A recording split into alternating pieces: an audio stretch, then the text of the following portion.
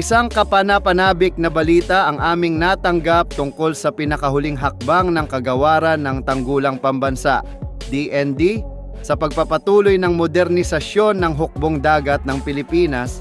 Kinumpirma ng DND sa kanilang pinakahuling procurement monitoring report na tuloy na ang matagal nang inaasahang 34 na bilyong piso frigate full complement project. Isa ito sa pinakamahalagang bahagi ng modernisasyong programa ng Philippine Navy sa ilalim ng Revised Horizon 3. Layunin ng proyektong ito ang pagbili ng 2 bagong multi-mission frigates upang palakasin ang seguridad ng bansa sa karagatan, lalo na sa harap ng lumalalang tensyon sa rehiyon at mga banta sa seguridad pandagat.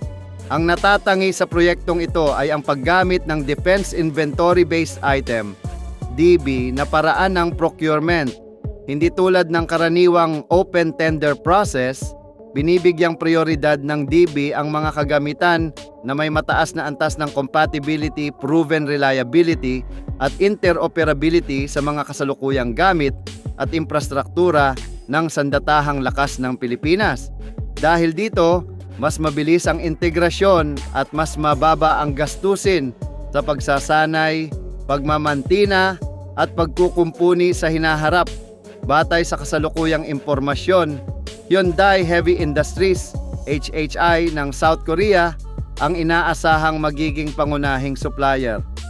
Napatunayan na ng HHI ang kanilang kakayahan sa paggawa ng mga barko para sa Pilipinas, tulad ng Jose Rizal class frigates at ang mas advanced na Miguel Malvar class na hango sa disenyo ng HDF 2000, 600 at HDF 2000, 300. Dahil dito, malaki ang tiwala ng Philippine Navy sa HHI at maaari itong maging mahalagang salik sa pagpili sa susunod na yugto ng akwisisyon.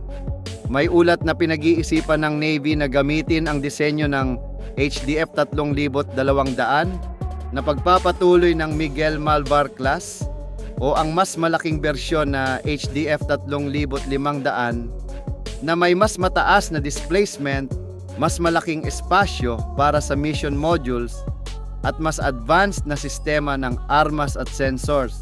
Gayunpaman, maaaring piliin pa rin ang HDF 3200 dahil sa konsiderasyon sa gastos, maintenance, at pagkakapareho ng disenyo sa mga kasalukuyang barko. Wala pang inilalabas na eksaktong detalye tungkol sa mga sensors, combat systems, propulsion at armas ng mga bagong frigates, ngunit inaasahan na ito ay mas moderno kumpara sa kasalukuyang BRP Miguel Malvar FFG-06. Maaring isama sa mga pagpapahusay ang mas malakas na air defense systems, mas mahabang range ng missiles, mas advanced na sonar at ASW capabilities, at mas integrated na C4ISR systems. Sa loob ng Navy, tinutukoy na ang mga barkong ito bilang Miguel Malvar class Batch 2 na nagpapahiwatig ng ebolusyon ng kasalukuyang disenyo sa halip na ganap na bagong klase ng barko.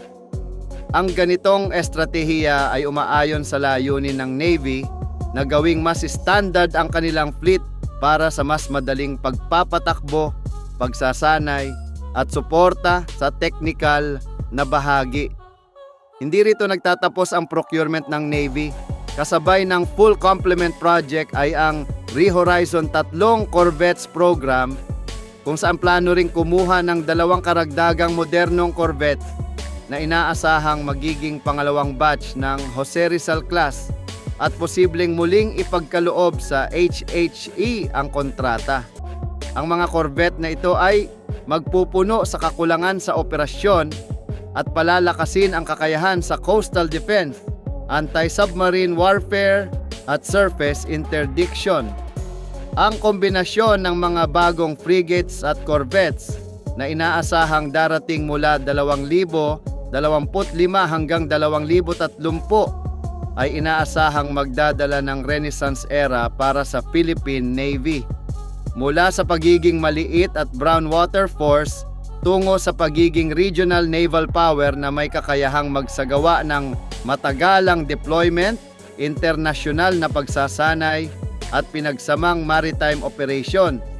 Kapag naisakatuparan ng lahat ng layunin sa procurement, maaaring magkaroon ang Philippine Navy ng hanggang 6 na bagong henerasyon na frigates at 4 na modernong corvette sa pagtatapos ng dekada. Dagdag pa rito ang pinalalawak na fleet ng fast attack interdiction crafts, amphibious vessels at mga support ships. Magkakaroon ito ng napakalaking epekto sa seguridad ng karagatan ng Pilipinas, partikular sa West Philippine Sea, Sulu, Celebes Sea at Philippine Rise. Bukod pa sa pagbabantay sa teritoryo, inaasahang magiging basehan rin ito ng mas malalim na kooperasyon sa mga kaalyadong bansa, gaya ng paglahok sa mga multilateral na pagsasanay tulad ng RIMPAC, Karat at Balikatan, pati na rin sa mas pinahusay na maritime domain awareness sa rehiyon. Sa huli, ang mga proyektong ito ay malinaw na nagpapakita ng layunin ng Pilipinas na hindi lamang ipagtanggol ang ating karagatan, kundi itaguyod ang isang makapangyarihan at respetadong presensya sa Indo-Pacific sa harap ng mas komplikadong pandaigdigang sitwasyon.